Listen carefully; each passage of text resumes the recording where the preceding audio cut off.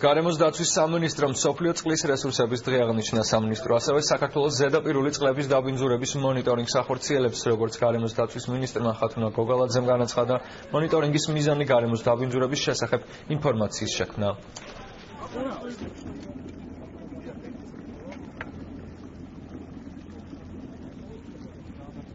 წყლის საერთაშორისო დღეს, რომელიც აღინიშნება მსოფლიოში უკვე 21-ს და რასაც ვუერთდებით ჩვენ საქართველოში, მიზანი ამ დღის და ამ ასეთი მასშტაბურად აღნიშნის გახლავთ სწორედ ის, რომ თვითონ ჩვენთაგანი დავფიქრდეთ წყლის მნიშვნელობაზე და იმაზე, თუ როგორ შეგვიძლია ჩვენი წვლილი შევიტანოთ წყლის რესურსების დაცვაში და მისი დაბინძურების თავიდან აცილებაში. სხვადასხვა ღონისძიება იმართება წყალმცდელთან დაკავშირებით საქართველოს მასშტაბით, ჩართულები არიან არასამთავრობო ორგანიზაციები, მიმდინარეობს გარკვეული წყლის ობიექტების გაწმენდის სამუშაოები. გარემოს ეროვნული სააგენტოს გარემოს დაბინძურების მონიტორინგის დეპარტამენტი ძალიან ბევრ საქმიანობას ეწევა. მინდა გითხრათ, რომ წელს მონიტორინგის წერტილები საქართველოში ზედაპირულ წყალზე დაკვირვების გავზარდეთ და წლევანდელი წლის ჩვენი გეგმით განხორციელდება მონიტორინგი 59 წერტილში 31 მდინარეზე და ასევე 8 ტბაზე.